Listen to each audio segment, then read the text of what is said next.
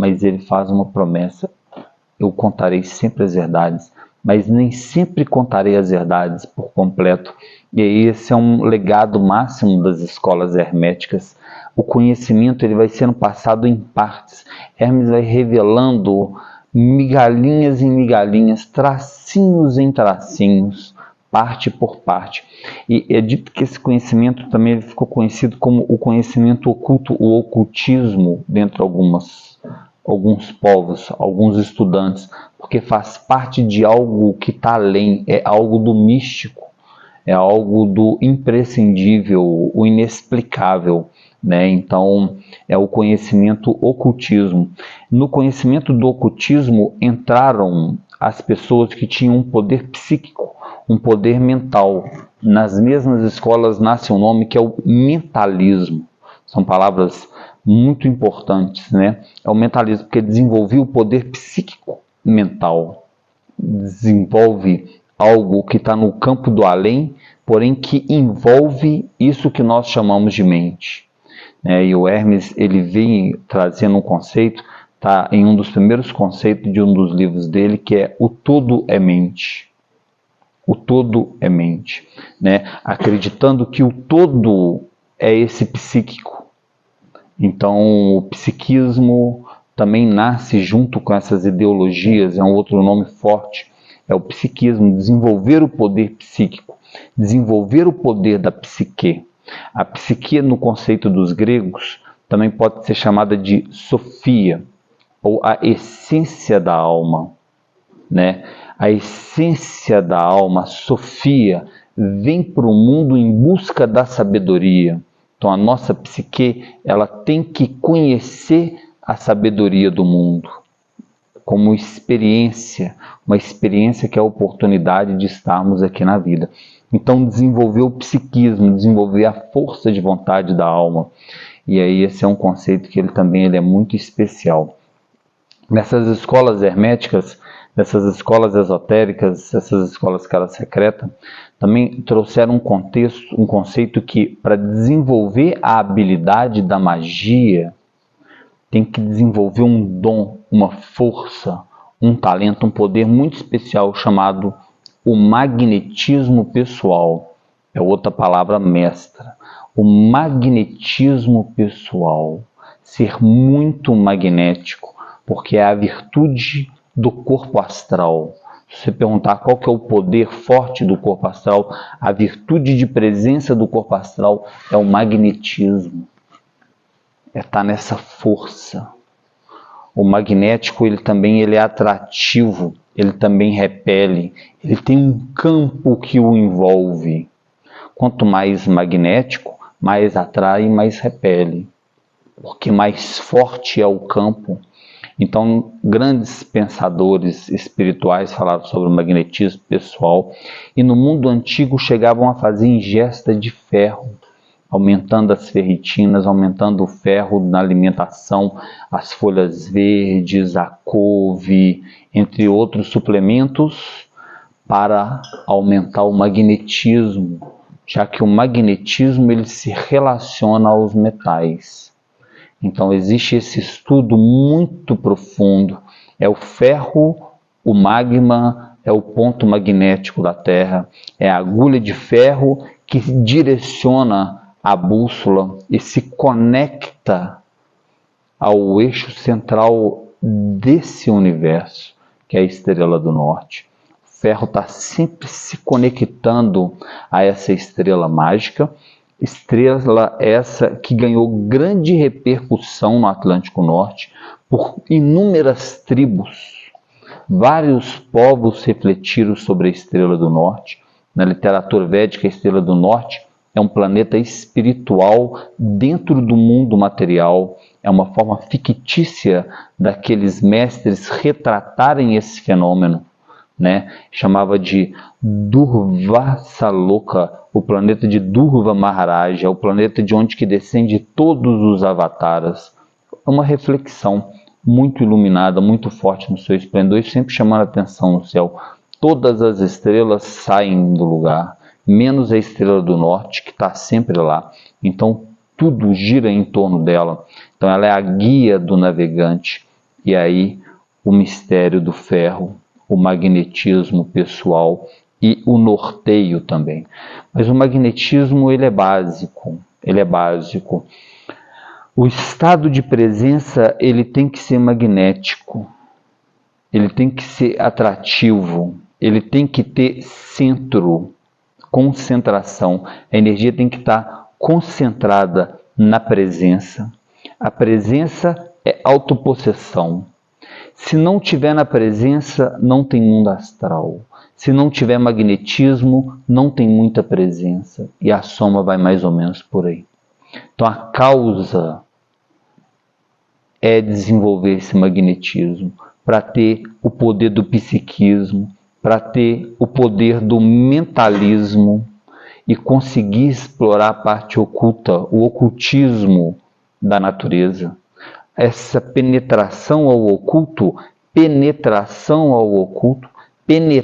o oculto através do meu campo mental, do meu campo psíquico. Penetração profunda de um outro campo dimensional, né? Ela vai se dando à medida que esse magnetismo vai aumentando. Tem que ser muito magnético. É uma chave especial. Tem que buscar desenvolver isso. Em volta do magnetismo, a eletricidade. O magnetismo e o elétrico. Os dois andam juntos. Na prática do desenvolvimento do magnetismo pessoal, é o estado de presença a cada momento e a cada instante. Esse estado de presença, ele é zero, radical, ele é vazio, ele é o pleno da presença. Tem que renunciar tudo para ter o agora.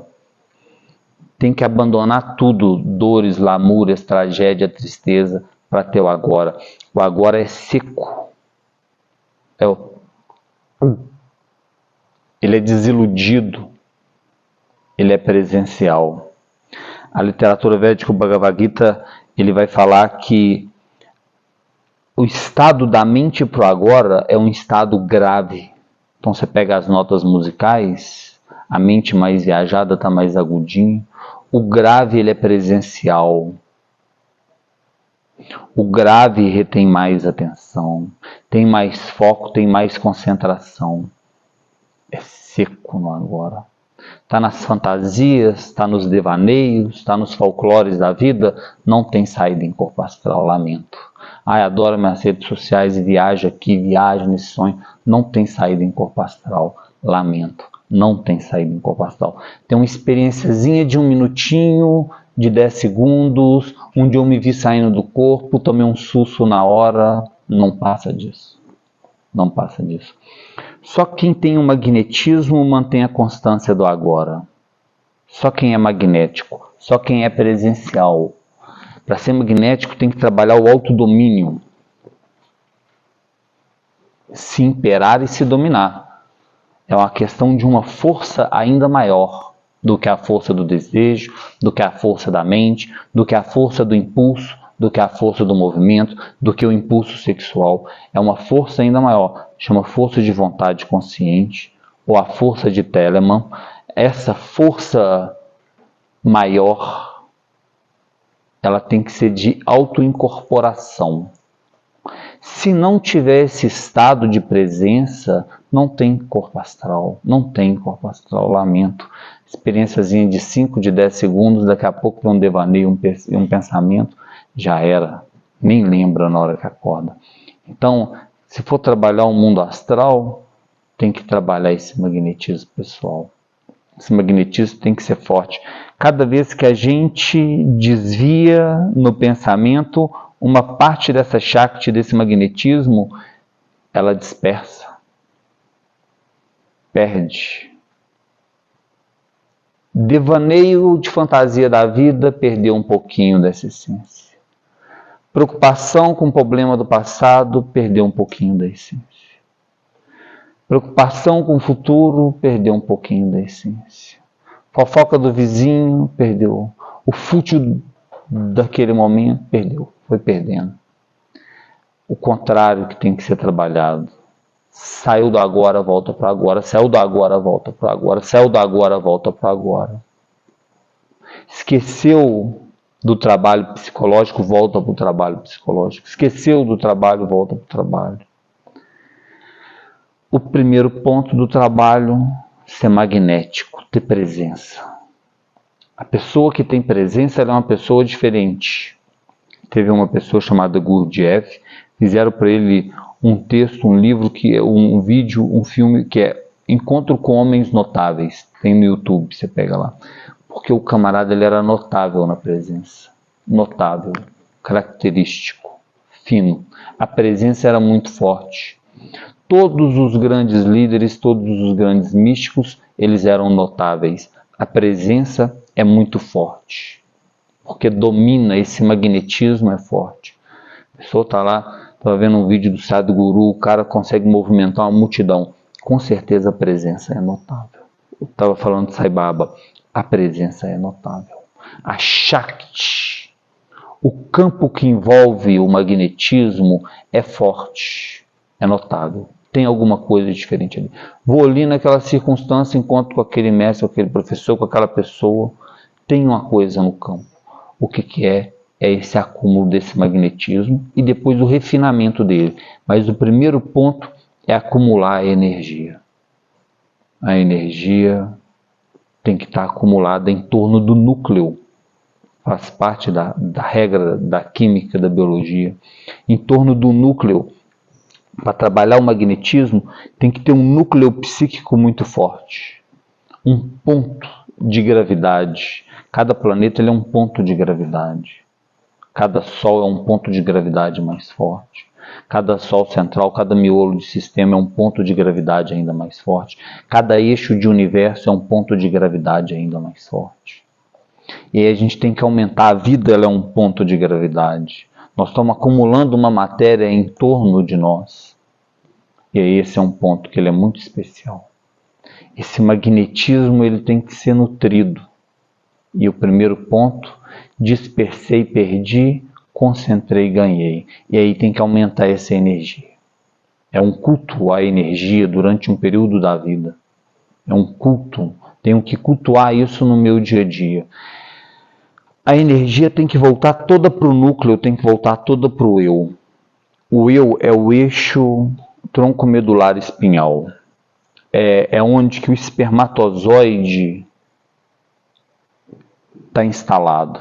O espermatozoide está instalado dos órgãos sexuais até o encéfalo, a cabeça. É a base biológica. O óvulo deu o corpo, deu o envoltório. Mas o espermatozoide, esse eixo central, tronco medular espinhal, é dito pelos místicos orientais que é nele que se guarda o segredo. Porque aqui tem a coluna. Chega num templo maçom, num templo dessas escolas esotéricas, gnóstico, Rosa Cruz, tem as colunas de sustentação. No mistério, uma coluna está quebrada. E aí, ao longo da jornada do iniciado, o iniciado tem que reformar a coluna. Então, tem um mito em cima disso. O mito ele é muito antigo. O mito ele vem desde os povos do antigo Irã. O antigo Irã ele ia da Mesopotâmia até a Índia. Então, lá na Índia já tem um mito muito profundo aonde que já fala da coluna quebrada, que é o mito de Hiranyakashipu e de Nishinradeva, onde que uma coluna ela é quebrada para tirar a força negra de dentro dela. Aí tem todo um mistério, mas nós temos que restaurar os poderes da coluna. É um mito esotérico, 33 vértebras, 33 anos de Cristo, 33 graus maçônico, 33 grandes mistérios. 4 mistérios relacionados à terra, à água, ao fogo e ao ar. 7 mistérios relacionados aos planetas que nos envolvem. Entre essa ideia dos planetas, da astrologia, que está retratada em características psicológicas dentro de nós. A Lua, o Mercúrio, o Vênus, o Sol, o Marte, o Júpiter e o Saturno. É dito que cada um tem uma característica psicológica. Mercúrio é a comunicação, Marte é a disciplina, o Sol a diligência, assim vai. 22 arcanos do tarô, simbolizando mistérios da vida, mistérios naturais, ao qual todos estão envolvidos nessas leis universais.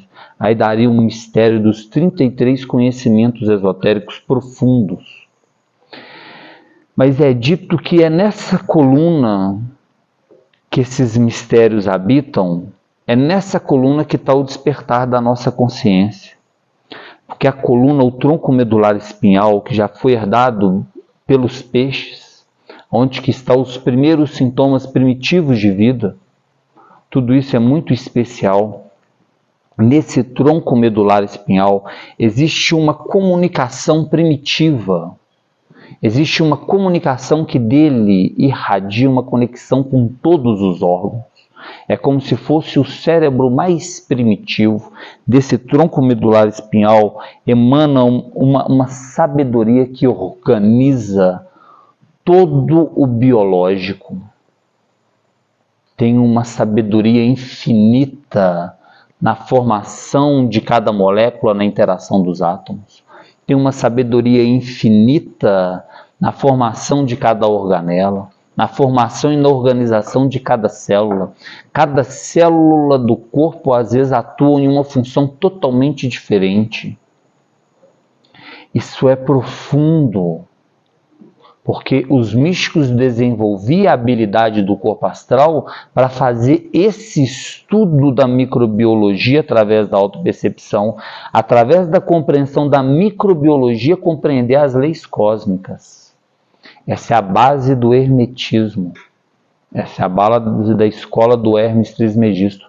Tal como é dentro, é fora. Quem tem essa sabedoria dessa gênese, dessa organização, dessa criação? O tronco medular espinhal. Hoje, a sabedoria desse tronco medular espinhal está conectada, hoje na nossa espécie, nas espécies dos mamíferos e dos répteis, está conectada ao cérebro que nós herdamos dos répteis, é o cérebro reptiliano. E aí é muito profundo, esse cérebro ele é não verbal, ele é não linguístico, ele é perceptível, ele é experimental. O réptil, o peixe, está experimentando a experiência da vida, não viaja na maionese, não pensa, não se dá aos afetos, contempla e vive. E aí é dito que aí mora a consciência espiritual. Aí encarna a consciência espiritual.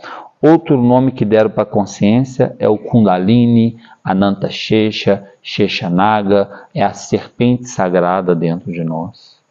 Então é um mistério, a sabedoria da serpente.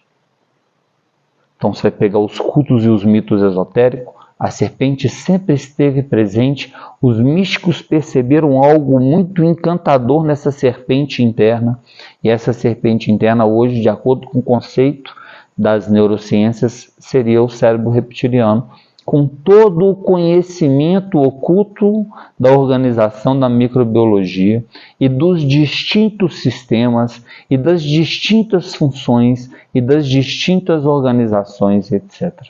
Então, esse tronco, o tronco que é o eixo central, o tronco que é o apoio, esse tronco, essa coluna, na essência, ela tem que ser cultuada dentro do nosso templo interior. É dito que a obra espiritual é a restauração de cada um dos 33 poderes da coluna. É um mito. A consciência espiritual, ela vai revisando na microbiologia interna, talvez, se despertando para as sabedorias ocultas que permeiam a vida, ocultas à nossa percepção. Sempre achar que a energia ela tem que estar vindo de dentro para fora, e estando contida nesse centro onde que o Jesus fala, ele está no meio de nós, então parte no meio, ele mandou partir em cruz, mas está lá no meio, é o caminho do meio. Sempre a energia volta para esse meio, e a energia com um centro-ação, concentração, com um centro-ação, o centro no tronco medular espinhal. Sem dúvida, o centro no tronco medular espinhal. E concentrando essa energia, até vai chegar um momento que uma força psíquica vai dominando o seu campo. Esse momento é o momento que a força espiritual habita, se instala dentro de nós. É um estudo muito profundo. É um estudo muito profundo. É dito pelo budismo que as pessoas vêm, elas são chamadas como Tulku. Ela está entrando na caminhada espiritual, ela desperta a essência dela chamada Bodhicitta, a essência da alma, a essência da consciência. Mas essa essência tem que fazer um trabalho psíquico muito forte até o momento que tem o assentamento da força. É a consciência espiritual, o Bodhisattva incorpora. É um mistério. Então a gente tem que ir aumentando esse magnetismo, preparando o corpo psíquico até que a força da consciência espiritual venha. Aí é o professor interno, é o mestre interno, é a consciência interna. Aí, nesse momento, a vida reinicia. Ela dá um novo start. Nesse momento, nasce o real iniciado. Nesse momento, a alma inicia uma jornada autoconsciente aqui no planeta Terra. Antes disso, ainda ela está muito dispersa. Ela vem, vai, mas o trabalho do iniciado é, em algum momento, conseguir manter essa força na presença. E aí é um estudo muito profundo. O corpo astral, ele está instalado no tronco medular espinhal. Onde que assenta o corpo astral? Na medula. Cada corpo se assenta em um lugar. Se o mestre fosse clarividente e tivesse uma visão muito boa, ele veria a hora que os corpos vêm até a parte humana. Uma pessoa com a visão boa veria cada corpo vindo e assentando em seu lugar. O corpo astral se assenta no tronco medular espinhal. O corpo astral, ele tem eixos energéticos, ele é um corpo energético. O eixo energético dele, no corpo físico, se assenta nas principais glândulas. Espiritualmente deram o nome de chakras. É o nome que pegou. Podia dar qualquer nome. Deram o nome de chakras. Os círculos energéticos, os tufos, os moinhos de energia. Muito especial. A sabedoria dos chakras. Os chakras no corpo astral são pontos magnéticos. É o magnetismo. Ao trazer a energia, essa energia da presença, ela tem que estar na conexão de cada um dos chakras. Além de eu ter que me conectar, puxar essa energia do cosmos, não das pessoas. A energia, ela é livre. A energia, ela está saindo lá desde o eixo da estrela do norte e está organizando todas as demais estrelas em torno dela. O universo, ele tem um magnetismo, e no magnetismo tem um movimento perpétuo. Talvez seja a onda gravitacional do Einstein. A dança dos corpos celestes, os círculos celestes, com a geometria sagrada que o budismo chamou de nirvana, tal, a miração da ayahuasca. Esse eixo central tem que estar conectado com o fluxo da energia perpétua. Não é a energia do João, da Joana, tudo vem com ego. Se um vampiro lá na sala vampiriza o outro, vem a energia e vem o ego junto. Aí fica passando defeito a defeito, problema a problema. A energia é cósmica, é do universo. Ela é caladinha, oculta. O oriental deu o nome de mantra Om. Om. É a faixa dessa energia. grave, sem pensamento. Essa energia que a gente tem que conectar com ela.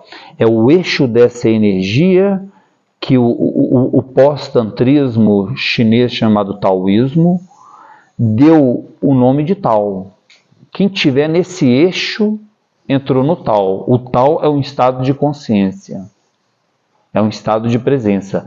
Essa presença, esse movimento perpétuo, ele é como um baile, ele é como uma ciranda, ele anda no flow. Ele está no fluxo, é o livre movimento em seu movimentar da vida, é a vida livre em seu puro movimento. As coisas como são, o baile da vida. Então sempre a busca desse eixo. Nesse eixo magnético pessoal tem uma conexão transcendental, todas as glândulas estão em dupla, menos uma que é a glândula pineal. A glândula pineal, ela funciona igual antena, captação. Eu tenho que captar o meu ciclo de vida pessoal, o meu ciclo circadiano. Eu tenho que captar as minhas estrelas, a minha conexão estelar particular, a minha sintonia, além do número da palavra, da letra, da medida, do som, da forma. É a minha pessoal, o meu eixo. Isso também corresponde ao trabalho do corpo astral. A pessoa está conectada nos seus astros. Mas para estar conectada nos seus astros, você tem que estar orbitando no seu eixo. É o mistério do magnetismo pessoal. Tem que magnetizar em torno do eixo pessoal. Quer trabalhar o corpo astral? O magnetismo é pessoal. Tem que se transformar o próprio eixo para ser uma estrela, brilhando no esplendor pessoal. Aí, tudo ligado ao estado de presença. A presença tem que ser forte. A presença dentro de nós, ela está na indução das correntes neuronais. É um outro conceito que eu venho trazendo comigo na experiência prática e tenho buscado essa minha tradição para essa autopercepção. Tenho que ativar as minhas correntes neuronais sensoriais, ativar o meu sistema sensorial de autopercepção, dos pés à cabeça, da cabeça aos pés. É uma comunicação que vai de baixo para dentro, vai de dentro para fora, vai do encéfalo para o extremo, do extremo para o encéfalo. Mas quem mais emana é o encéfalo. E aí é o ponto. Essa comunicação neurológica, ela tem que ser percebida sensorialmente, sinestesicamente, ausente do pensamento. Então a mente, ela tem que mudar do campo do pensamento para o campo sensorial. Ela tem que ser perceptiva, para na hora que o hormônio entre na corrente neuronal e vá passar pelas memórias, não fique trazendo fantasias, memórias e devaneios. Esse é um ponto muito fino, esse é um estudo muito avançado. Se a minha mente ela estiver apegada a lembranças e memórias, a minha mente está vivendo um devaneio de fantasias, de ilusão, de conceitos, de ideias loucas. Por quê? Chegou a hora do cortisol, 8 horas da manhã. O cortisol ele tem que dar uma tacadinha para a gente ganhar um impulso para levantar da cama e vencer da vida. Então cai um fio da sobrancelha no chão e algo já desperta, é o gatilho. O gatilho é o acontecimento externo. Mas, na verdade, é a necessidade da biologia. Ela tem que arrumar um motivo e dar uma explodidinha de cortisol para ganhar um impulso da vida. Só que vem cortisol, às vezes a pessoa se linka com o estresse do trabalho, a lembrança do trabalho, aquele obstáculo que ela tem que passar, aquela demanda da vida, e ela tem que ir, ela tem que arrumar, e ela tem que comer, e ela tem que não sei o que lá, e pegar o trânsito, vem as memórias e já pode trazer o devaneio. Se cair só no campo sensorial, vem só o impulso para vencer a demanda. O preocupado, na hora que deu o pico do cortisol, ele entrou nas preocupações, a conta que eu tenho que pagar, e a empresa, e o fulano de tal, o funcionário, e nossa senhora, não sei o que lá, e já E aí já tá soltando os cachorros, e aí tá viajando nas preocupações. Nossa, eu já saí, vai vir um ladrão, eu tenho que esconder o celular aqui.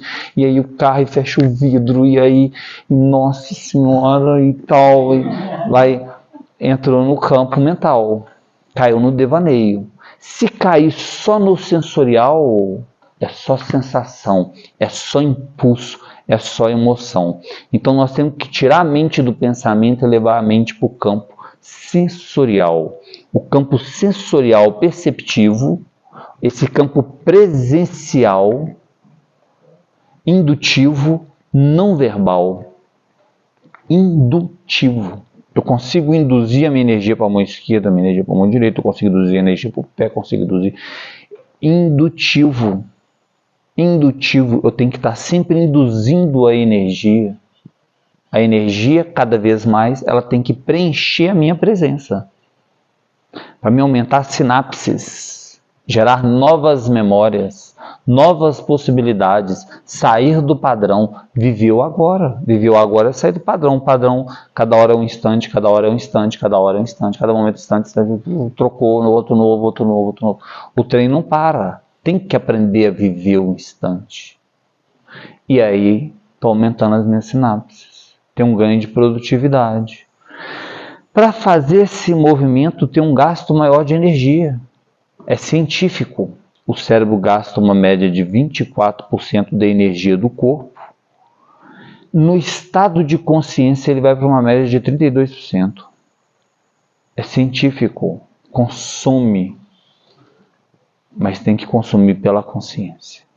Se for trabalhar na consciência, tem que ter esse consumo. Os mestres que são realmente conscientes, eles são realmente presença forte. Alguns outros são mais representativos. Os realmente conscientes dominam o campo. O campo é forte. A presença é forte. Os caras, através desse magnetismo, vão desenvolvendo o misticismo. Aí é o estudo.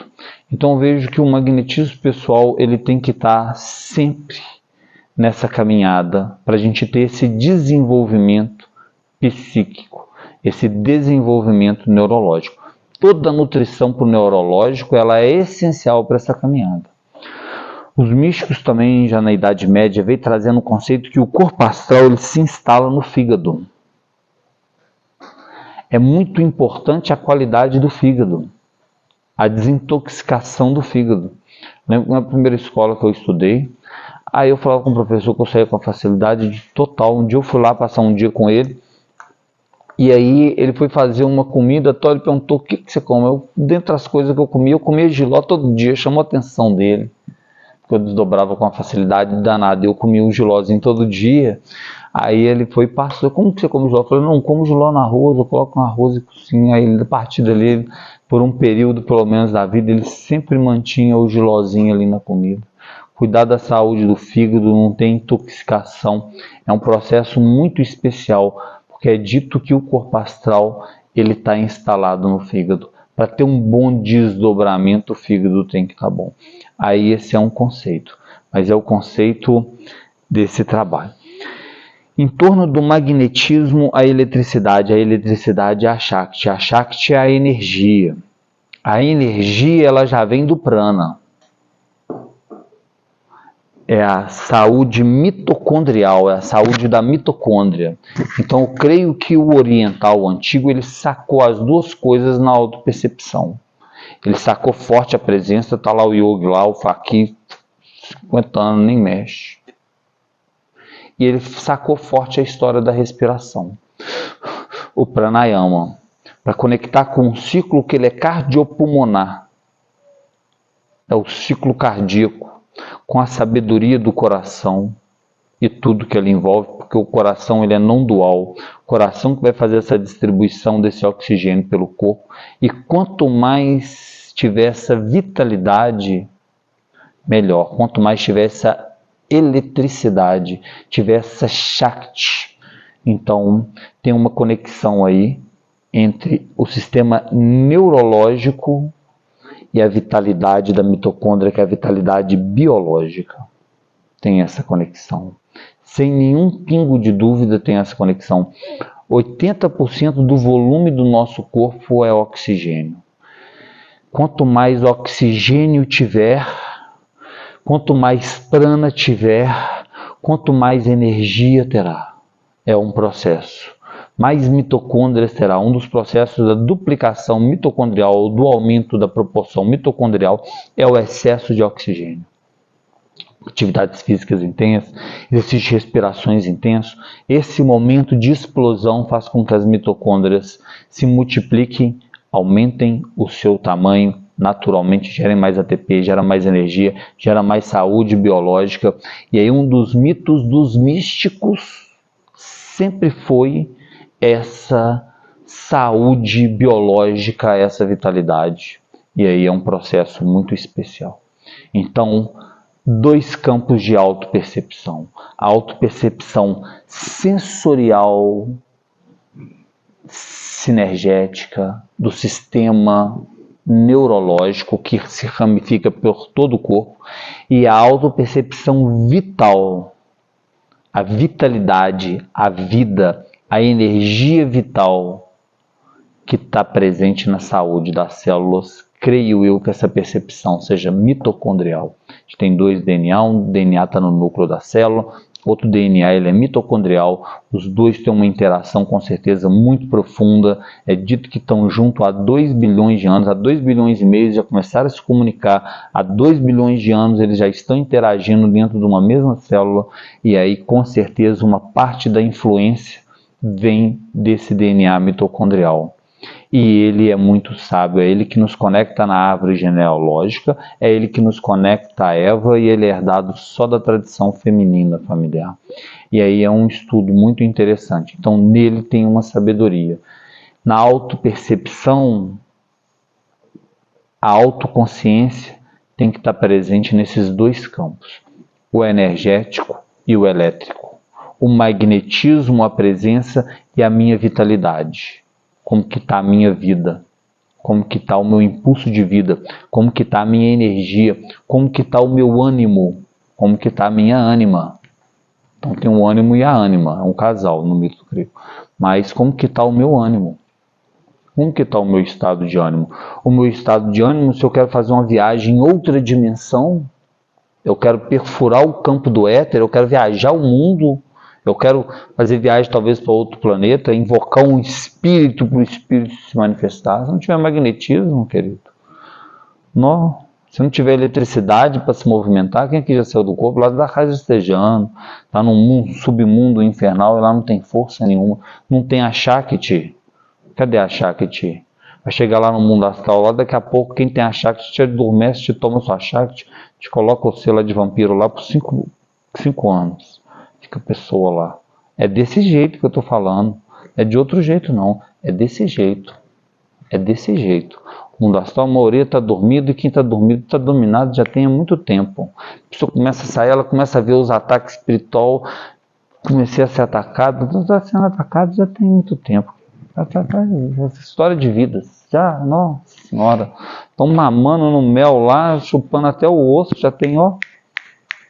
Foi mal, agora você está despertando, está percebendo, tá? Começar a jornada ainda, então, começa gatinhando e tal, e aí vai, um dia anda, um dia, quem sabe voa, e aí vai o processo. Então é por aí. Então tem que trabalhar a energia. Já no conceito da medicina hermética, muitas sementes e muitos grãos. Já no conceito, porque onde que tem mais energia concentrada, ali tem a energia da vida. Onde tem mais Shakti, a semente e os grãos, a energia da vida. No conceito, para gerar bom sêmen, boa energia sexual, para ter boa energia para transmutação sexual. Porque a energia, no conceito oriental, ela vem da energia sexual. Quanto mais a energia sexual tiver, mais Shakti terá.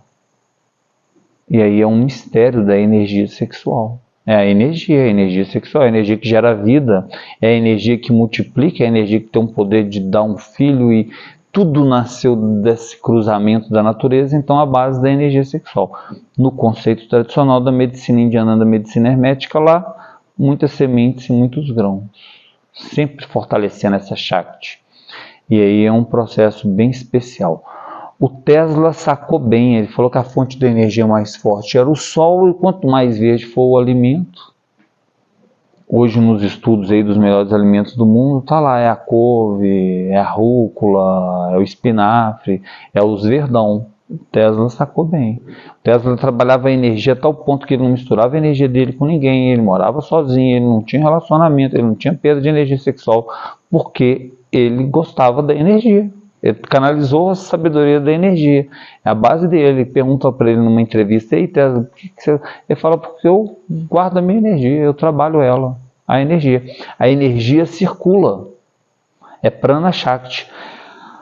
O trabalho da jornada da transformação, a gente vai fazendo os exercícios tântricos. Todos os exercícios ele tem a base na transmutação da energia sexual, através da respiração, da ascensão da serpente, a ascensão do sêmen, né, a ascensão do esperma, a ascensão da energia pelo tronco medular espinhal, tem todo um mito aí.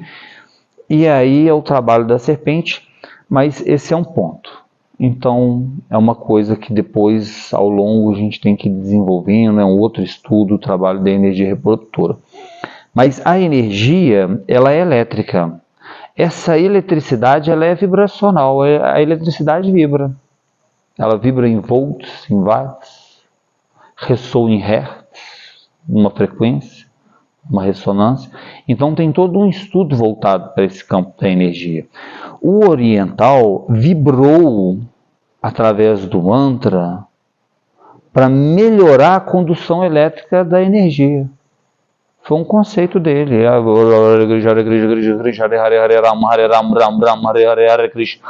Aí eles vibravam, foi uma sacada. Os gregos faziam os cantos gregorianos, gnósticos lá, e aí cantavam, tem um canto do coral, tem um canto dos índios que sacaram a vibração também, e assim as vibrações da natureza. Faz parte o canto sagrado, as ladainhas da Igreja Católica, o rezo dos textos, a Pai Nosso, Ave Maria, e aí vai vibrando,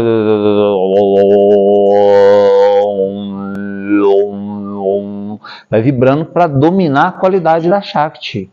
A Shakti, ela é mais volátil, ela é mais volúvel, ela conduz. O elétron é a energia que passa. Quanto mais magnético for o núcleo, mais energia ele contém na química. Quanto mais forte for o centro, mais camadas energéticas tem, mais energia tem em volta. Mas sempre que está muito carregado, um elétron passa de um campo, de uma camada para outra, e pode passar de um átomo para outro. Essa energia passa pela condutividade elétrica. Também é um outro mistério dessa energia dentro de nós. A gente tem que saber conter a energia, tem que saber dominar a energia, tem que saber dominar a energia, emanar a energia, passar para quando tiver que passar, e tem que saber reerguer a força da energia.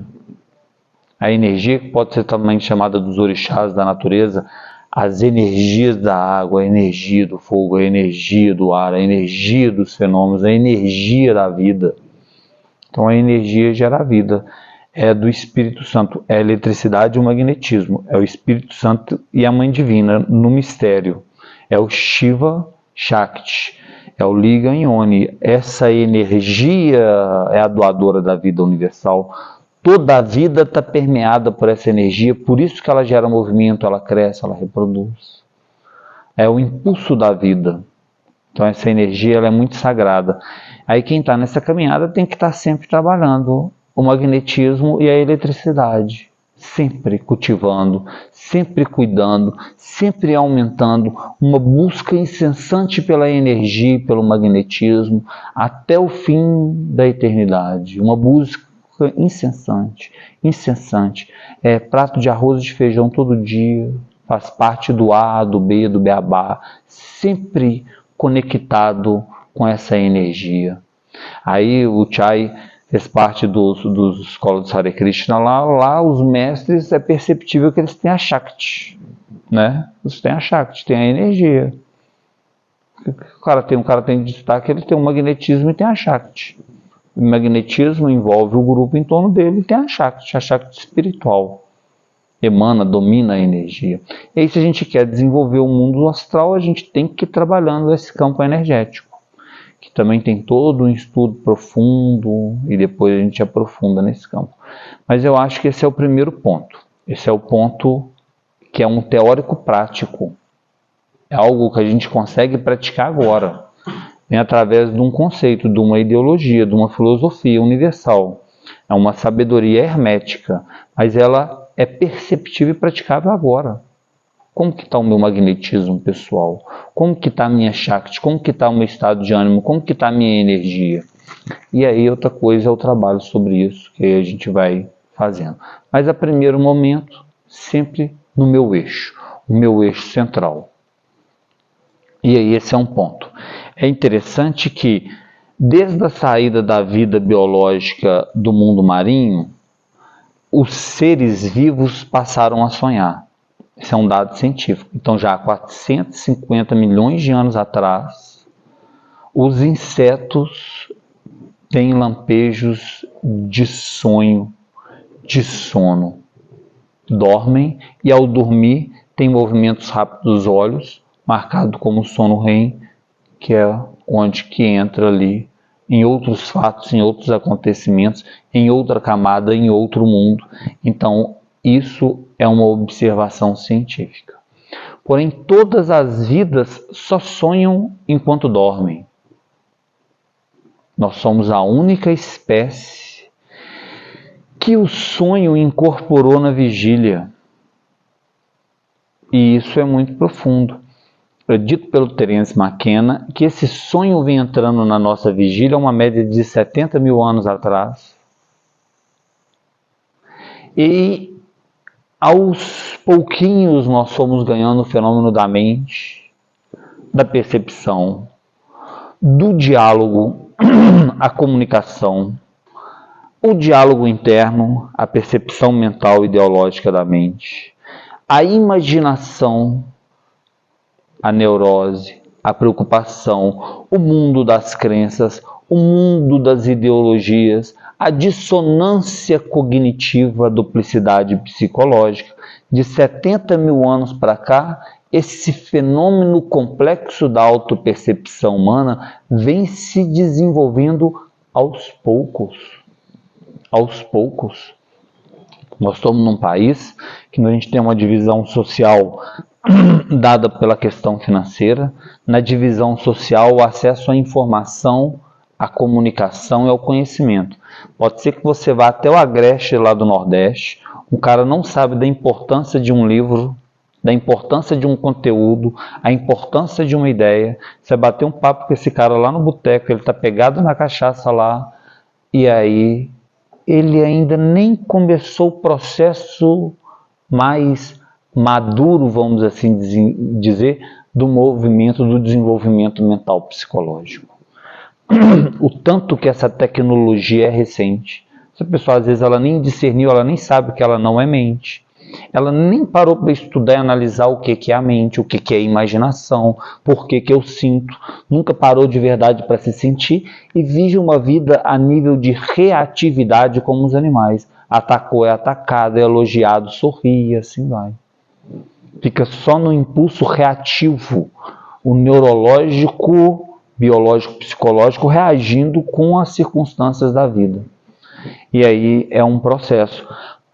Nós aqui fazemos parte de uma base mais ou menos seleta a esse tipo de estudo, porque são poucas as pessoas interessadas nesse desenvolvimento. Nós temos que desenvolver essa mente, essa tecnologia que foi instalada recentemente. De tempos em tempos ela tem que ir recebendo novos downloads, novas atualizadas, e a gente dominando novos sistemas. Então ele é um estudo que ele é muito profundo, e eu acho que vale muito a pena a gente estar observando esse passo especial. Essa nossa mente que sonha acordada, porque todos os demais animais vivem a vida na presença, e talvez quando sonham também estejam na presença.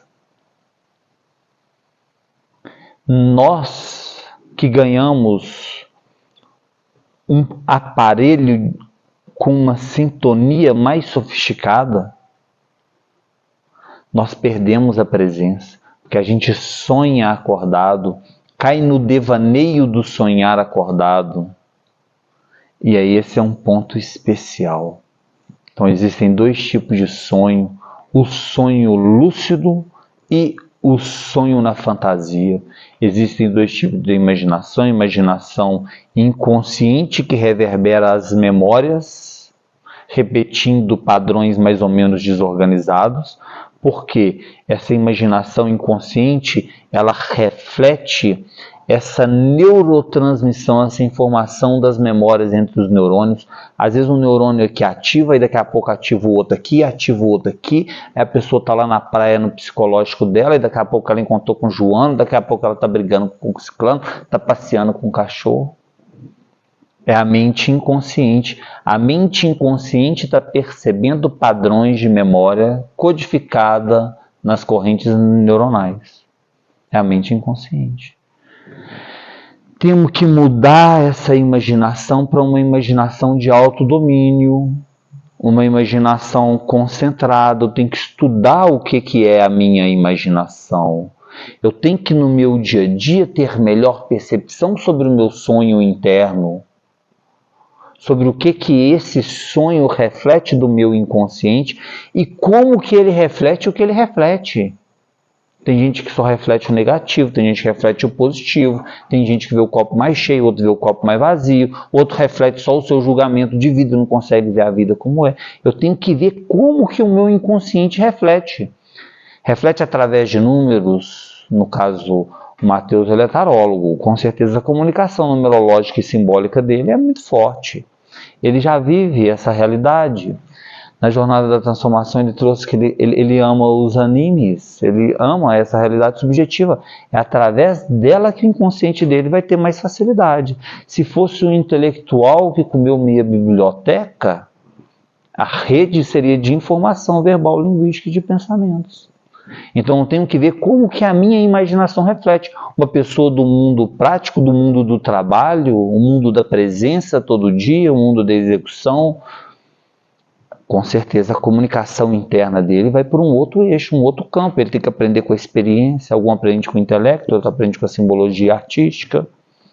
E aí a gente tem que ir reconhecendo como que está a minha imaginação, como que está a minha habilidade de sonhar acordado, para me entender depois como que está o meu sonho, como que está a minha habilidade de sonhar dormindo. É o mesmo sonho. É o mesmo sonho. Na nossa espécie, a realidade misturou. A nossa tecnologia, a nossa máquina do tempo ficou mais bem sofisticada. Essa máquina do tempo chamada memória, ou a região hipocampal cerebral situada no cérebro límbico. Tem um estudo de neurociências, memória, sono, sonho e aprendizado que linka o hipocampo com essa parte atemporal que seria a ideologia que o povo antigo percebeu que deu o nome de mundo astral. O mundo astral é esse campo das memórias. É o campo que viaja tempo e espaço. É o campo que sonha acordado. Estou sonhando acordado, estou viajando, geralmente nas minhas memórias. As minhas ladainhas, reflexo das minhas memórias. Na minha memória intelectual, eu carrego as informações que eu consegui absorver da vida. Nem foi a informação que a vida me passou. É a informação que eu consegui absorver da vida. No meu inconsciente imaginativo, eu carrego o reflexo daquilo que eu vi na vida. Do que eu consegui absorver através da minha percepção visual. Ninguém sabe mais do que aquilo que experimentou. É o mais incrível. A gente sabe daquilo que a gente viveu. Fora disso, não. E aí, isso tudo é definido uma parte por essa região da memória. É a mentalidade. A mentalidade está codificada de acordo com as memórias e as impressões que a pessoa teve ao viver a experiência. E aí isso conecta totalmente ao sonho, conecta totalmente a uma parte do desenvolvimento do mundo astral e do corpo astral. Totalmente. Por quê? O místico, ele tem que anular esse sonho. Você quer desenvolver o mundo astral? Um grande passo, eu tenho que zerar esse sonho. É um trabalho psicológico. De novo, é um conhecimento intelectual que desperta a consciência, porque faz parte da filosofia hermética. Nessa base prática intelectual, eu tenho que toda hora ir travando a engrenagem do sonho. Eu tenho que ser mestre em quebrar o meu sonho. Eu tenho que ser mestre em quebrar a minha subjetividade. Entrou na memória, viajou, puf, secou de novo, volta para cá. Grave, seco, voltou para agora. Saiu, voltou para agora. O eixo está aí. Eu tenho que dominar essa imaginação no primeiro momento. Tem que conhecer ela, como que ela funciona. Por que tem que conhecer? Porque ela tem um peso, ela tem uma medida, ela é sublime, ela é sutil.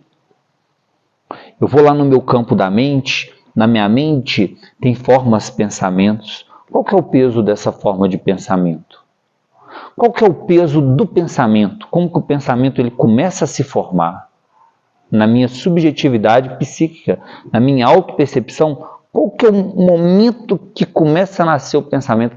Tem que ficar bom em matar o pensamento no momento que ele começa a nascer. É no antes, você percebe ele está vindo, ó. Ali você já tem que ter uma força psíquica que já silencia. Ó, senta aqui quietinho, outro quietinho. Outro. É o dia inteiro silenciando. Ficar bom nisso, domesticando as bestas internas. É o dia inteiro. A imaginação viajou, é outro campo, é o campo da imagem. Volta para agora.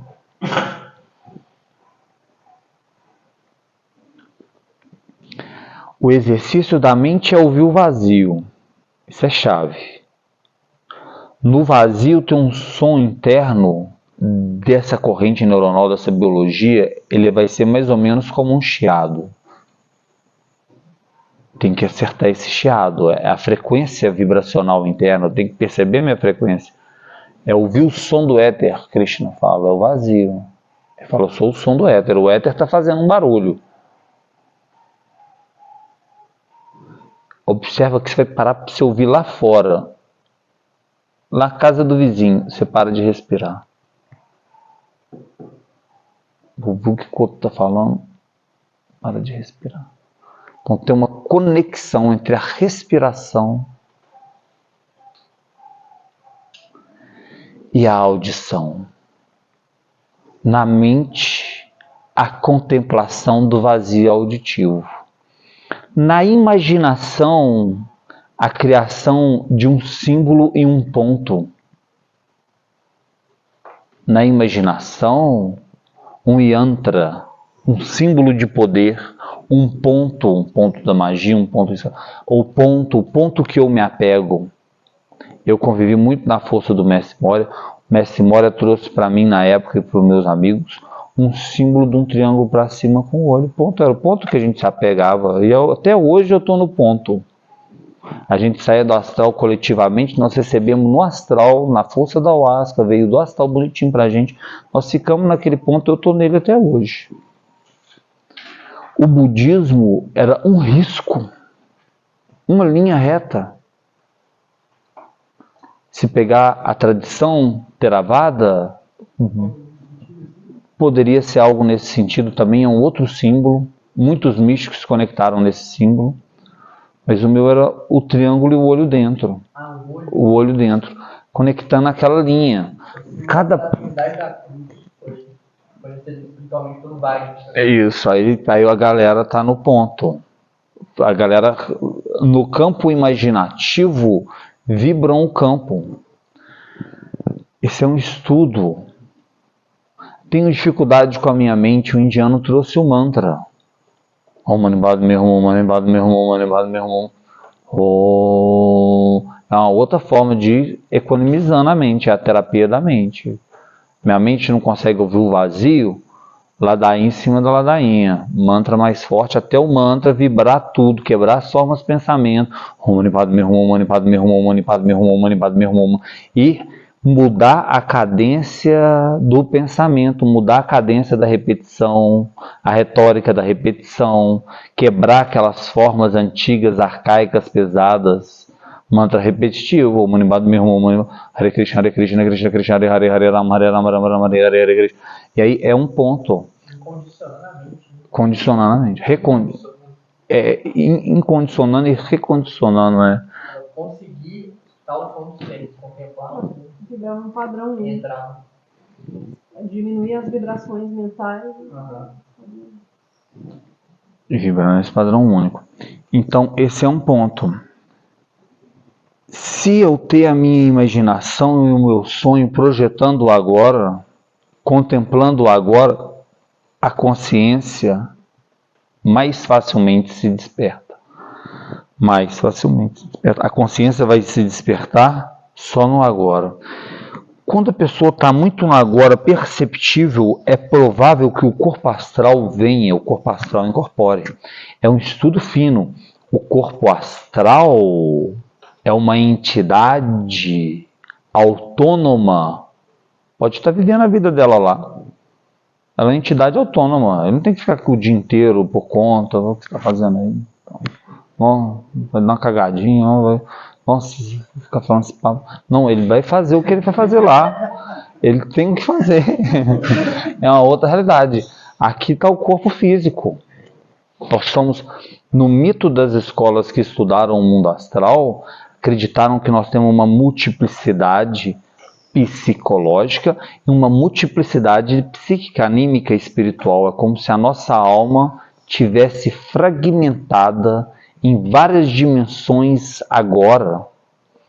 Tenho um corpo astral, uma parte do meu corpo astral é angélica, é o meu anjo de luz, está lá fazendo o trabalho. Uma outra parte é o meu anjo guardião, é o Daimon, é o Exu.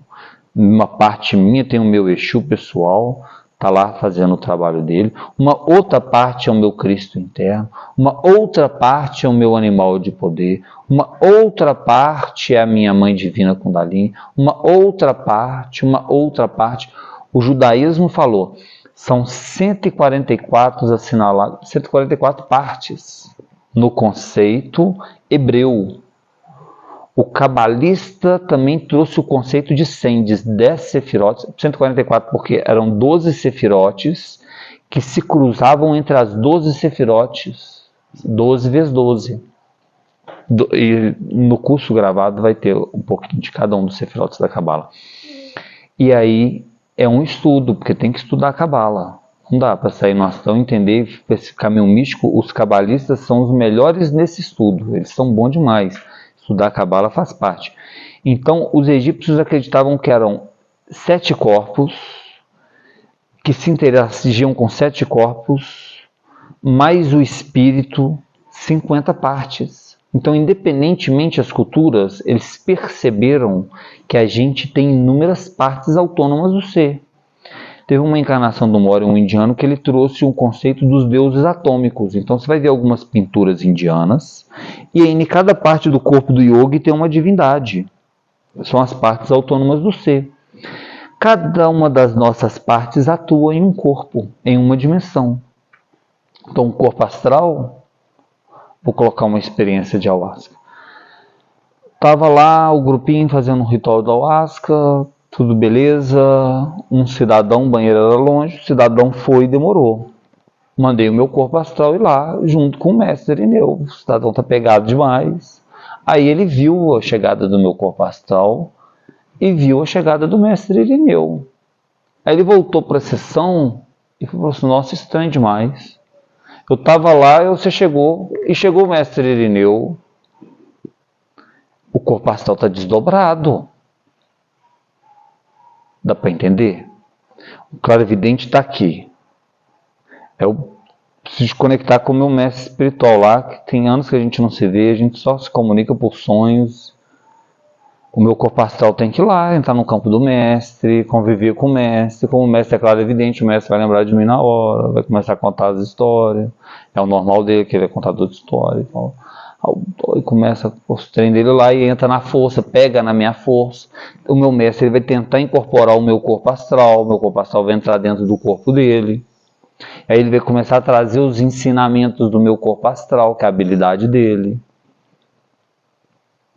Aí vem um fulano, ele pega o corpo astral do fulano, incorpora e dá o ensinamento. Ele vai dando passagem para os corpos astrais. É o mistério do mestre. Ele é um babalorixá, a estrutura dele.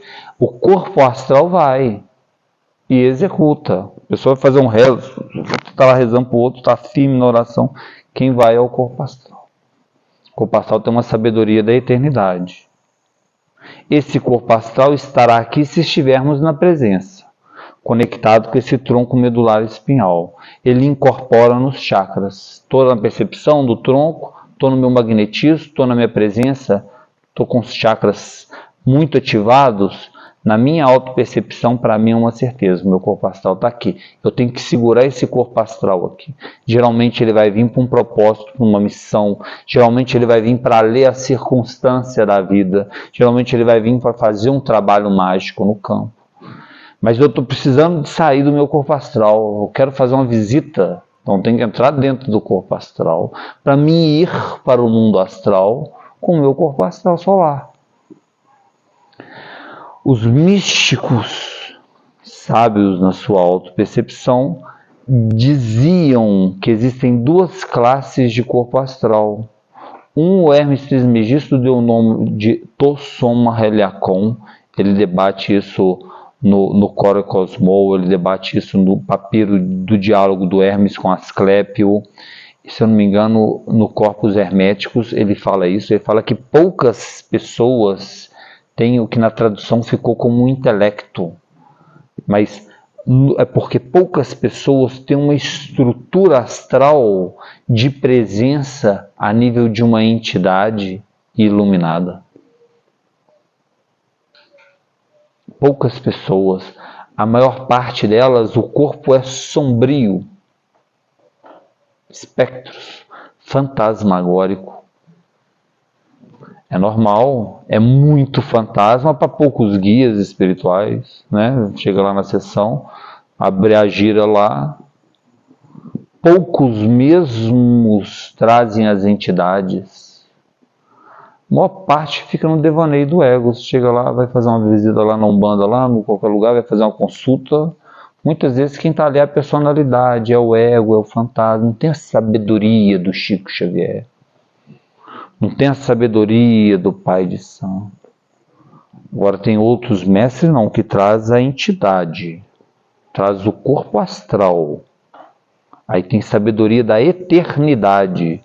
O corpo astral, o mundo eterno, tem a sabedoria da eternidade.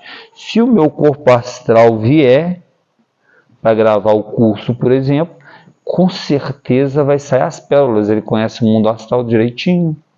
Está acordadinho lá, estou trabalhando, está na consciência. Aí tem o poder de trazer as pérolas. Não é devaneios, é conhecimento. Pertence ao corpo da eternidade, o corpo astral. O corpo astral ficou conhecido como um médium. Ele é o mediador, porque ele ressoa, ele vibra, ele entra na mesma frequência, ele muda a faixa. Ele é que media. É ele que incorpora o Cristo, é ele que incorpora a entidade, é ele que incorpora o ego, é ele que incorpora o orixá.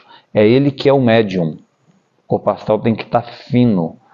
O Irineu deu o nome de aparelhar, aparelha, reflete, pega. Os alquimistas deram o nome de luz astral. Então, reflete o médium, ele entra na luz astral do orixá, canaliza a força do orixá, dá passagem para a força do orixá. É o corpo astral que faz a mediação, vibra igual fractal, entra na mesma faixa, dá passagem, muda o campo. O corpo astral é o mediador. E aí no dia a dia a gente tem que ver, no meu corpo astral está incorporada a minha consciência, no meu corpo astral está incorporado o meu ego, o meu obsessor, o meu devaneio. Teve um dia que eu acordei aqui, eu pensei, será que entrou entidade no corpo? Que horas que ela chegou? Pessoal, é o corpo astral. Ele pega os trem lá e vem com os obsessores dele. E os obsessores trazem as influências positivas ou negativas. O Chico tinha um obsessor querido, chamava Emmanuel. Obsessor mesmo, um dia sangrou o olho dele. O Emmanuel falou, tem 2 olhos, vai reclamar pra quê? Agradece. Trabalha aí, mandando você trabalhar, escreve. Vamos. Saber não, tá acabando. Daqui a pouco você morre. Vai valer o que você fez. Esse tempo livre, não vamos trabalhar. Disciplina. Caladinho. O obsessor, era o obsessor dele, era sábio. Era o obsessor. Cada um tem gosto que merece. E a parada é por aí. Os médios, a galera que está canalizando o astral, por isso que o conhecimento vai passando. Aqueles autoconscientes sabem que se não escrever, que se não vai passar mais. O corpo astral, ele tem uma nutrição especial, é um alimento. O primeiro alimento do corpo astral é a autoobservação. É o básico do dia a dia. De novo, prática hermética, vem da base do conhecimento, da informação intelectual, mas é praticável. A autoobservação psicológica e a autoobservação sinestésica, 2 campos de percepção pessoal, a minha mente e a minha percepção sensorial. Sempre em dia, momento a momento, instante a instante, sempre se estudando, sempre se observando. Na autoobservação surge o fenômeno que é um desdobramento psicológico, aonde que vem o eu observador neutro e vem o eu do movimento. Então os textos védicos falavam que existia uma árvore e nessa árvore tinha 2 pássaros. Um pássaro só observava, é o eu espiritual dentro, enquanto que o outro pássaro desfrutava. É a parte dentro de nós, psíquica, subjetiva, dos desejos, dos devaneios, que está sempre em busca do desfrute e está lidando com a vida, lidando com as disciplinas do dia a dia. Um eu do movimento. O eu do movimento é plural. Nós temos inúmeros fantasmas, inúmeras personalidades, inúmeros personagens psicológicos, inúmeros egos. E também temos que acertar o eixo desse eu observador neutro. Esse eu observador neutro é a meta. Até o final das vidas. Quanto mais forte for o observador neutro, mais perto estarás do espírito, estarás da alma e da consciência. É o observador neutro. Esse cara, ele tem que ser incorporado. Ele tem que vir para a presença, a força de vontade, não é a força do desejo, não. A força, o passarinho que observa. É dito que ele é estático, ele é permanente, mesmo sendo impermanente. É dito que ele está muito perto, mesmo parecendo estar muito longe.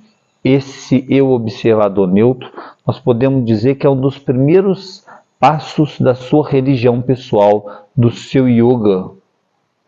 Estou conectado com o observador neutro. Adorar esse observador neutro como a minha consciência, o meu Buda interior. O Buda não fala nada, não pensa nada, não senta nada, ele está quietinho ali na dele. Ali. Não deu um pio até agora. Ó. Observando e contemplando, sem se misturar e achar que é as coisas, né? Já o experienciado não está experienciando. Só observa, não envolve, só contempla. No contemplar, o observar e o absorver, observa e absorve, quase que por osmose, pela entropia da vida, absorve a impressão e desperta a sabedoria instantânea. Quem que é a virtude do Buda, da consciência? Sabedoria instantânea, porque destrincha o fenômeno ao vivo, extrai a consciência, extrai extrai a consciência. Pega o tomate, o molho e o extrato. É o extrato. Extrai a consciência. Toma consciência do fenômeno. Tá passando um moleque lá, aí vê um pivete, toma o celular do moleque. Toma consciência do fenômeno. O alquimista falava que rouba o fogo do diabo. Quem pega mais consciência, tem mais consciência. Você pega uma obra igual o Hare Krishna, Prabhupada, passa 50 mil pessoas na vida de Prabhupada, o nome que ficou é o Prabhupada. Prabhupada precisou de 50 mil pessoas para gerar a consciência Prabhupada. Passa 1 bilhão de pessoas na vida de Jesus, gera um Jesus. Jesus captou a consciência mais fina. Acumulou tanto que o Cristo cósmico aparelhou. É o mistério da consciência. Quem pega mais consciência tem mais consciência. É o mistério da consciência. Eu vivi esse mistério plausivelmente, perceptivelmente, clarividentemente do mais profundo mistério. É uma experiência fantástica. Ia para a sessão com meu mestre segurava a consciência. De vez em quando eu pegava a consciência do mestre, o mestre falava com a esposa, pegou a consciência. O mestre puxava, fosse tudo embora, como a sessão era do mestre, devolvia a consciência ao mestre, respeita ele, aí ele voltava. Mas a gente vivia isso fora do corpo todo dia, a gente dissecava os egos que iam vindo, só tirando a consciência dos elementos psicológicos e deixando os cascões livres. Extraía a consciência de cada fenômeno no astral. A gente era perito, só encostava e já compreendia, desdobrava, dissecava a consciência do ego, do fantasma no astral. Vivi isso dia após dia, noite após noite. É um fenômeno mais profundo, mas que sirva de um start iniciático na nossa vida. A consciência vai para quem tem consciência. A água vai para a água, solta a água aqui, aí daqui a pouco ela desce, vai para o riachinho, do riachinho para o rio, do rio para o mar, e vai para o ciclo da água. A pessoa é odienta, tudo na vida dela está odiento.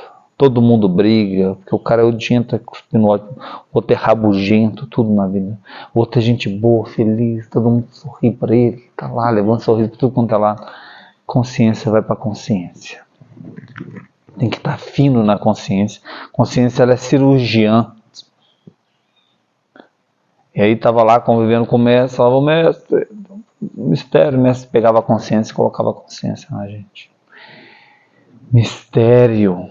Falei do corpo astral, tem um corpo mental, tem um corpo causal e tem um corpo da consciência. Mistério, mistério, mas para mim realidade, muita realidade. E abria a sessão, vinha o primeiro corpo astral, daqui a pouco vinha o mestre com o corpo mental. Daqui a pouco vinha o mestre distribuindo o corpo causal, daqui a pouco vinha o mestre trazendo o corpo da consciência, daqui a pouco o mestre colocava o espírito. Eu vi o mestre fazendo isso, eu fui a presença do dia a dia, aprendendo com o mestre clarividentemente. Era coisa que não tinha, o mestre nunca falou essas coisas, só quem foi vidente, clarividente, que viu o nosso trabalho. Só aprendeu quem viveu, mas é um mistério. É um mistério. A consciência é um processo cirúrgico, e aí no desdobramento astral, tem que estar sempre extraindo a consciência, porque senão cai no ego. Vai vir um ego psicológico, um obsessor, um encosto, um fantasma, uma dor traumática, uma memória. Na sua psicologia, você tem que ser microcirurgião, ficar bom em desdobrar e pegar a consciência.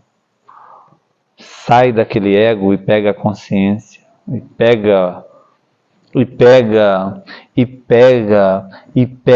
desdobra e pega a consciência.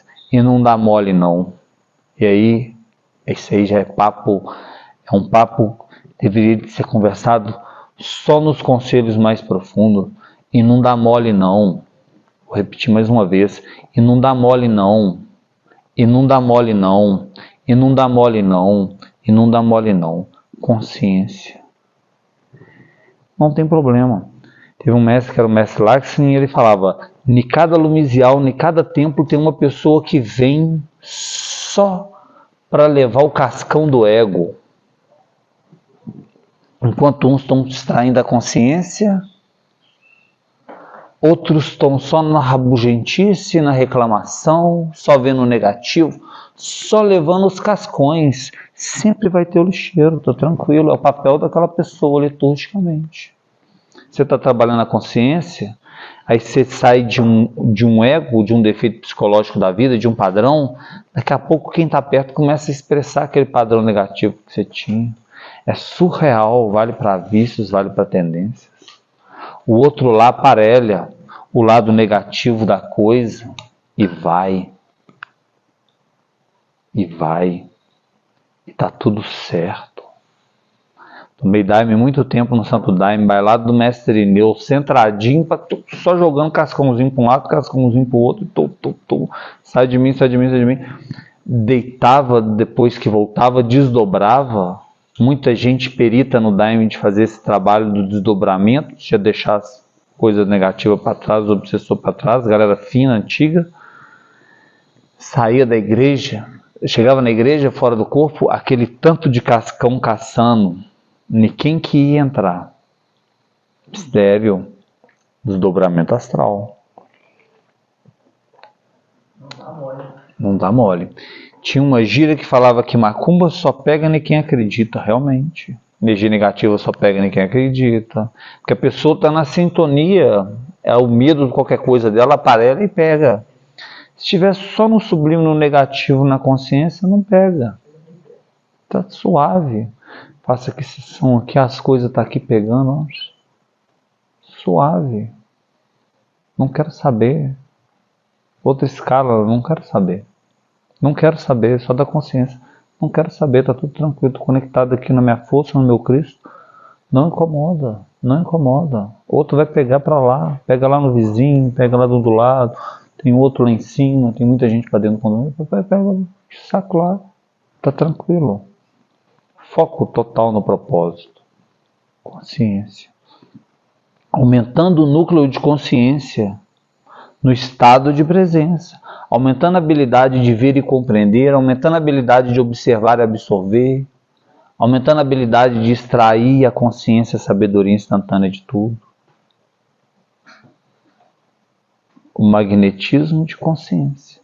Só consciência. Cada fato, cada acontecimento, cada um evento, nele tem a sua energia e nele tem a sua consciência. Tudo está ensinando, tudo tem uma consciência.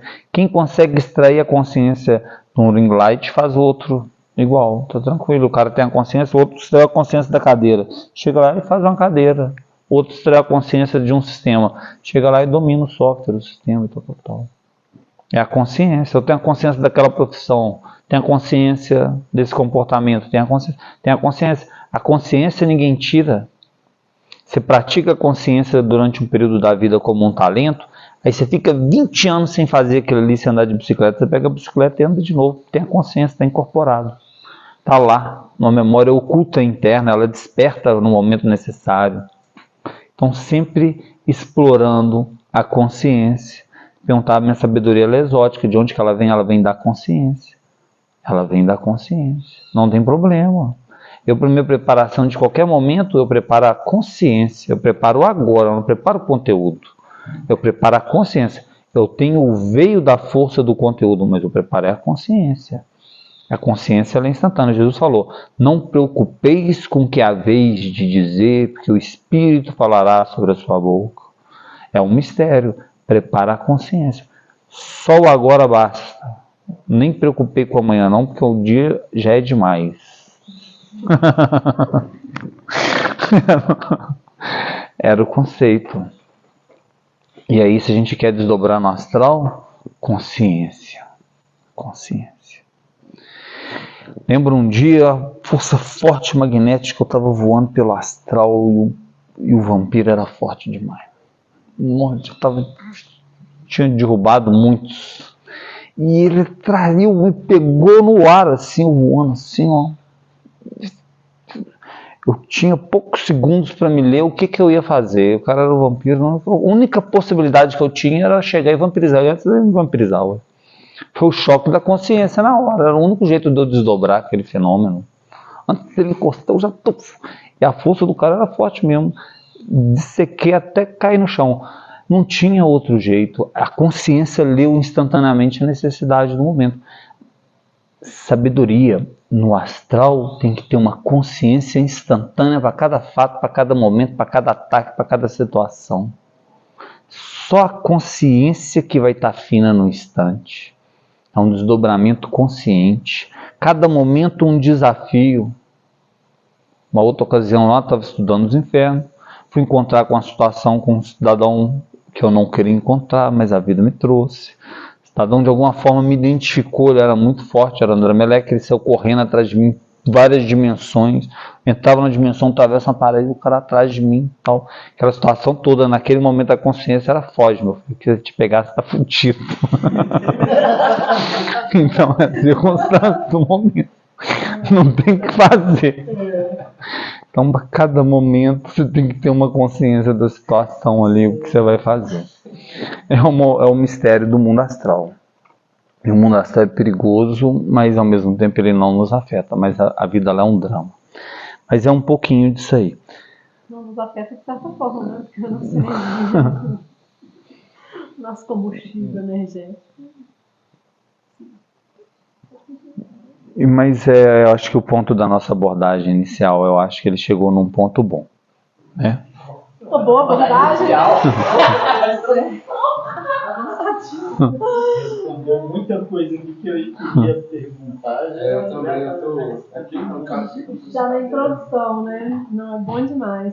E quando a gente vem, né, falar de sonho lúcido, sair de um corpo astral, é uma pergunta que sempre vem, né? Mas eu tenho um certo tipo de sonho assim, um assado, sonho né, que eu tô, premonitivo. Será que isso aqui é só um sonho? Será que realmente é uma premonição, né? Aí vai ficando a dúvida. Nossa, sonhei com... Tem um caso, eu sonhei com meu avô afogando. Alguns dias depois ele afoga mesmo. E aí, ou seja, por que isso veio até mim, né? Por que eu tive esse acesso antes de acontecer? Se é um sonho, por que eu tive acesso a isso, né? Será que se eu tive o sonho antes, era para fazer alguma coisa? Ah, eu tive um sonho com dente, pesquisei no Google, falou que era morte. Ah, mas um dentista que vê dente o tempo inteiro, será que realmente ele vai reproduzir as ações do inconsciente? Acredito que a nossa mente inconsciente, a gente tem 40 impulsos nervosos por segundo. A mente inconsciente, 40 milhões, ou seja, 1 milhão de vezes a mais de impulsos nervosos. Isso faz com que a gente, na hora do sono, precisamos de dar uma bela de uma descarga. Ou seja, o que vai ficar realmente como memória, o que vai embora. Então, é interessante a gente ir classificando as qualidades de sonhos, né? O que é um sonho, o que é uma experiência astral, o que é premonitivo, premonitório. E foi interessante, quando eu comecei a ter interesse sobre esse assunto, eu sempre escutei falar, faça anotar seus sonhos. E aí, né, como passaram assim, mais de 10 anos, então foram muitos livrinhos de anotação. E vez ou outra eu recorria a uma leitura, deixa eu dar uma olhada. E às vezes eu tinha esquecido de algum sonho, mas era resposta a algo que 2, 3 meses depois eu linkava, eram chaves de um quebra-cabeça. E aí depois, né, passado um tempo, eu fui descobrindo um pouquinho mais das terapias junguianas, eles fazem justamente esse convite, a anotar os sonhos e em sessões terapêuticas virem a comentar sobre esses sonhos. Então é bem interessante, o Rafael trouxe, né, esse aspecto, ou seja, qual que é o tipo de sonho que eu estou tendo. Então, quando a gente passa a anotar, depois de tanto tempo, de tanto caderninho, eu criei um grupo comigo mesmo no WhatsApp e escrevo só as palavras-chave, que aí de tempo em tempo eu busco a palavra-chave e aí escuto aquele áudio. Fica mais simples, porque era muito caderno. E aí, com o tempo, a gente vai percebendo como a consciência vai se manifestando nesse universo onírico. E quando a gente vai percebendo isso, fica mais simples a gente perceber, opa, mas isso aqui é um sonho. poxa, eu tô no astral, né? Quando eu conheci Já o Rafael, posa lá já. quando eu conheci o Rafael, eu sempre falava assim, nossa, eu tô no sonho, tô no sonho. Aí ele falou assim, não, faça a pergunta, eu tô no astral? E deu uma diferença na chavinha, assim, da ligação. Mas eu sempre pensava, mas se é um sonho, eu posso fazer isso. Se é um sonho, eu posso fazer aquilo outro. E é interessante, porque quando a gente passa a perceber esse estado da consciência, né, ou seja, como através dos sonhos minha consciência se manifesta, você tende a estar mais no estado de presença durante a experiência onírica, ou seja, durante o seu sono. Então, a melhor forma da gente reproduzir, né, padrões conscientes durante o sono é estar presente e consciente, acordado. Né? Então, de tempo em tempo, observar. Agora, por exemplo, a gente está consciente, está todo mundo escutando, mas sem fazer qualquer tipo de movimento. Você está sentindo seu pé? A respiração está fluida, está movimentando suas costelas, seus pulmões estão alongando, é uma respiraçãozinha curta. Né? Então, quando a gente passa a perceber o estado de presença o tempo inteiro, né? Depois vai vir outras práticas, vai ter os vídeos que tem muitas práticas, mas é principalmente eu estou aqui e agora. Eu sinto, eu estou escutando, né, o que a Natália está falando, eu estou sentada numa cadeira, aqui na casa eu sou, sinto a minha respiração, eu não estou disperso com o que está acontecendo, mas eu sei o que está acontecendo aqui no meio, não é o meu foco de atenção. Se eu quiser, né, direcionar toda a minha atenção para o som do rio, eu vou escutar o som do rio. Né? No yoga tem até um conceito, né, que, por exemplo, os asanas, por que a gente faz as posturas, porque tudo que a gente dá atenção, a gente coloca mais energia. Então, se eu estou fazendo uma postura, eu aumento o fluxo sanguíneo naquela região. E quando eu respiro consciente com essa postura, ou seja, eu vou ter mais energia, mais prana, mais oxigênio no sangue, e onde tem mais sangue, já que eu estou levando mais atenção, vai circular mais energia. Não, então até as práticas que a gente vai fazer, principalmente essas de fazer vibrar o corpo, é justamente para regular esse padrão vibracional, para que a energia esteja concentrada para uma finalidade específica. Então, né, estava dando o exemplo da rádio mais cedo, um momento mais cedo. Se você fica rodando o botãozinho lá, só na hora que você sintoniza, não sei o número das rádios, mas sintonizou 104, papapá, você vai chegar naquela rádio que está tocando aquela música ou falando sobre aquele conteúdo. Então, você tem que encontrar a frequência que você quer vibrar. Né? E para a gente regular a frequência e deixar um pouquinho antes ou um pouquinho depois, vai ficar um chiadinho, às vezes vai até escutar um pouquinho, mas vai estar chiado, tem que estar lá no lugar certinho. E esses tipos de prática, ele ajuda justamente a regular um pouco melhor os nossos órgãos, o nosso corpo, a percepção do nosso corpo, para a gente acessar essas dimensões, essas camadas. Né? Tem esse tipo de camada que é mental, camada que é mais ligada à percepção, que é mais vital. Então, quando a gente vai sintonizando, fazendo entrando na frequência, isso faz com que a gente sinta melhor o estado de presença. Né? Tem no encontro das mulheres no Shakti, a gente faz até uma prática que é justamente para a gente passar a sentir o limiar do útero. Porque quando a gente passa a sentir um órgão, né, o ultrassom, quando a gente vai lá no médico fazer um ultrassom, é através do som que capta a imagem. Porque quando eu falo, a gente tem, a minha voz ela tem um alcance. E ela vai parar ou no éter, que é o espaço onde a gente ocupa, ou com uma barreira, né? Às vezes a barreira é a pele, o corpo, às vezes a barreira é uma parede, ou seja, o que for. Então, quando nós fazemos esse tipo de vibração no nosso corpo, estimulando certos órgãos que vão propiciar esse tipo de experiência onírica, no caso que a gente está falando hoje, mas serve para vários outros tipos de experiências, a gente vai preparar um pouco o terreno para acessar essas camadas, né? O Rafael vem trazendo, né, também a vitalidade do corpo, a importância da nutrição do corpo. Tem muita estratégia legal, através de chás, através de defumações, que vamos trazer várias por aqui, mas tudo isso para preparar. Mas nada melhor do que o estado de presença. Estou respirando? Eu estou escutando de fato o que está sendo falado? Enquanto estou falando, eu estou escutando e estou assimilando, ou eu estou pensando, nós preciso deixar a comida para o cachorro o suficiente enquanto eu estou aqui, né? Ou, nossa, amanhã que horas que é mesmo que eu vou fazer não sei o quê?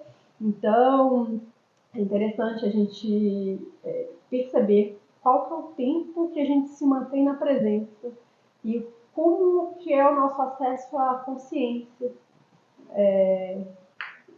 Você trouxe falando da consciência, né? Chegou lá, pode ser que fique 1 segundo, pode ser que fique 5 minutos. A gente estava em conversa essa semana que às vezes a gente está vivendo alguma experiência, acessando alguma informação, alguma dimensão, que às vezes só de você, se vem algo desconfortável, no caso do assunto era porque tinha um muco, aí às vezes o muco que traz o desconforto na garganta, traz para a presença e fala, poxa, estava a experiência lá tão legal, aí o desconforto do corpo físico te distrai.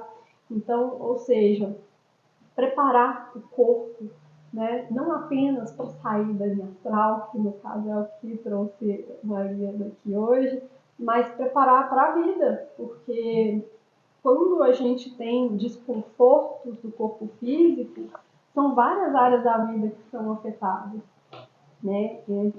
Entre elas, né, vai ajudando a inflamar um pouco mais o corpo, a má alimentação, o sono ruim, alimentar também o intelecto com conteúdo que não é rico de forma alguma, que você não vai aproveitar esses nutrientes intelectuais, né? A qualidade das companhias, a frequência dos ambientes que a gente busca, porque o fenômeno físico da ressonância vai fazer justamente fazendo com que a gente se equilibre com a frequência que está próximo de nós, seja de pessoas, seja de ambiente. Então, essa máxima de sempre buscar na natureza as fontes de energia, ou seja, para que eu quero buscar energia de outras pessoas, né? Por que eu não busco na natureza, nas fontes de alimentos, seja ingestão física, seja o intelecto, ou seja, qual é a observação que eu preciso trazer do meu corpo, ou seja, qual que é a minha necessidade atual. Então, a gente já vem trazendo para o estado de presença para começar a viver essas experiências. Aí depois, né, começa as experiências. Nossa, eu tive uma experiência, assim, será que era uma experiência astral? Eu dei o exemplo mais cedo, né, que a moça saiu aqui e ela não entendeu que ela tinha saído do corpo. Não, mas a gente foi lá fora conversar, né? Então, como trazer essas percepções? Aí a gente vai trazer aqui, né, não só hoje, a gente vai fazer as práticas, mas que para os dias que seguem no conteúdo online vai agregando um pouquinho mais de dicas para o nosso dia a dia. Mas já deixo até de antemão, a partir de amanhã, na hora que acordar de manhã, mexer o mínimo possível o corpo e só lembrar de todos os sonhos. Porque muitas vezes, né, tem um conteúdo que eu aprendi uma vez que foi uma forma boa de ilustrar a sensação que eu tinha quando eu esquecia do meu sono. Como o nosso corpo astral sai e a gente acorda, e na hora que acorda é como se ele estivesse assim, se reacoplando. Então, se a gente já acelera demais, a gente não percebe, a gente não consegue perceber a experiência que a gente teve. Então, se acorda, por acaso precisa acordar com o alarme, já deixa um soneca a mais lá, só para tipo, o mínimo de interferência possível, mas se tiver essa boa possibilidade de não colocar alarme, acordar naturalmente e tomar esse tempo, já fica aí o primeiro estudo para quem muitas vezes não consegue lembrar dos sonhos. A primeira liçãozinha aí, estado de presença. Um desdobramento mesmo, às vezes a pessoa teve um desdobramento, mas quando ela cortou, a memória não foi junto, e às vezes quando ela faz isso, acho que você até gravou um vídeo falando sobre esse processo, né, acordar na parte da manhã e tentar lembrar dos sonhos. Aí você pode até lembrar de uma projeção que você fez, que na hora que você acoplou, quando acordou, não lembrou, mas logo em seguida teve, voltou a memória, né? Fez a sua conexão. Em vez de acordar e entrar no modo automático lá, né? Não, o que eu tenho que fazer hoje e tal, porque a pessoa testa toda a experiência, né? Acaba, igual você falou também, né? Eu achei que eu não sonhava, é porque eu não tinha memória, né? Aí você começou a fazer esse processo também de tentar rememorar o que aconteceu durante a noite. Isso é especial. E atualmente foi sendo muito perdida essa cultura dos sonhos, né? Em culturas indígenas é muito comum acordar, né, na hora que acordou, em rodas, é comum contar, né, os sonhos e fazer esse debate. Os caçadores, né, eles já sabem para onde eles vão, o que eles vão pegar de acordo com as experiências astrais. O José do Egito, né, ele era um niromante, e o que salvou a vida dele foi justamente por ele conseguir fazer a leitura do sonho do rei. Então, ele teve uma sábia interpretação de compreender o que o rei precisava de tomar como atitude para eles manterem a integridade.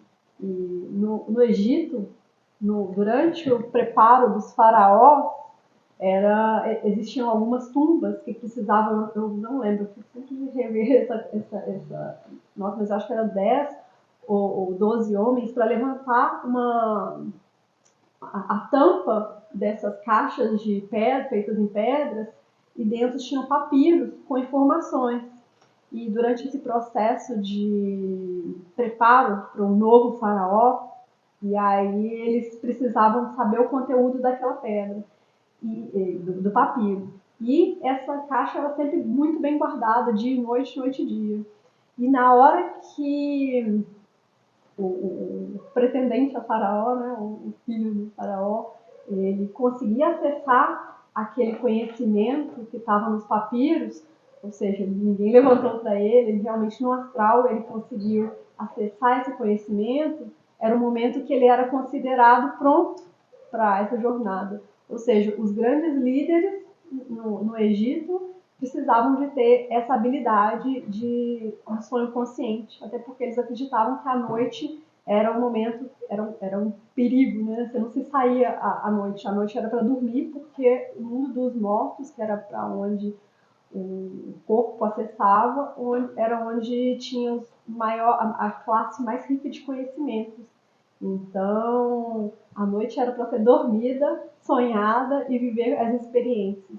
Então, é muito interessante. Quem já teve a oportunidade de visitar a aula egípcia, no Museu Britânico, que tem mais coisa egípcia que se bobear no próprio Egito, né? Tem muita riqueza de informações ligadas a essas experiências oníricas. Então, tem muitas tábuas, muitos acessórios que eram alas de tumbas, que era justamente apenas para fazer essa viagem astral. Então, é muito legal a gente ver isso, que ao longo da história, os principais povos já traziam essas experiências astrais como algo essencial, principalmente para quem estava numa liderança de governo, como reis e faraós. Então, fora, né? Hoje temos muitas práticas, muitas experiências. Isso aí é aquela coisa que você comentou sobre a questão do corpo astral, foi o motivo de eu ter voltado a praticar sonhos lúcidos, viagem astral, porque falando somente dos sonhos lúcidos dessa vez, como vocês se sentem quando vocês têm aquele sonho regaçado, horrível? Tá quando um carro. Como você se sente quando você tem aquele sonho inspirador, maravilhoso? Imagina, aí, esse foi o questionamento que veio para mim quando eu estava tendo, assim, essas dualidades dentro dos meus sonhos. Eu falei, cara, olha como eu estou me sentindo bem, motivado, inspirado após ter tido esse sonho específico, que foi um sonho que eu tive na época. Eu tendo consciência dos meus sonhos e manipulando para eles serem os sonhos que eu desejo todos os dias, olha a ferramenta que eu tenho ao meu favor. Então, isso foi a coisa que mais me inspirou, assim, ter isso como uma ferramenta mesmo de combustão para o meu dia a dia, de acordar assim, só magia diferente. Você também foi um motivo que eu queria fazer a renda. Mas eu comecei a perceber o quão importante o quão isso estava influenciando no meu dia a dia, por perceber como estava a minha energia no dia, às vezes no sonho, às vezes só ia lembrar do sonho 2, 3 dias depois, falei, pô, mas 2, 3 dias depois eu estava com esse tipo de energia. Que não é o tipo de energia que eu gosto, não é o tipo de energia que eu busco. Então é aprender com o que os sonhos têm para mostrar e pelo menos é a oportunidade de se acontecer alguma coisa me defender pro resto do lado. E às vezes acontece, né? A gente teve um sonho com uma pessoa fazendo alguma coisa que a gente não, né, que não achou, não foi tão legal assim, ou uma experiência, e acorda com raiva da pessoa, ou bravo, ou triste com a pessoa. Isso influencia na vida, assim, no cotidiano, né? Mas, poxa, acordou com a macaca, né? Então, assim, quando a gente começa a compreender, né, a qualidade, o nível dessas experiências, né? Tem gente que vai ter sempre a experiência em reinos mais superiores, outros, né, vão estar aí na dúvida, né? Igual outro dia que eu sonhei, foi uma experiência muito lúcida. Eu nem fiz o processo, eu desci passando pelo né, do quarto, passando até chegar aqui embaixo, e aí chegou uma onça e pulou em cima de mim, só que tinha um vidro. Só que não tinha nem espaço, assim, era tudo transparente, né? E aí ela veio e eu falei assim, nossa, esse vidro é tipo um círculo de proteção. E aí eu falei assim, nossa, tô no astral. E aí eu falei assim, nossa, essa onça. E eu acordei com isso, contei pro Rafael do sonho. E aí, 10 dias depois, não é que a força, a energia da onça não estava circulando por aqui. Uns 10 dias antes.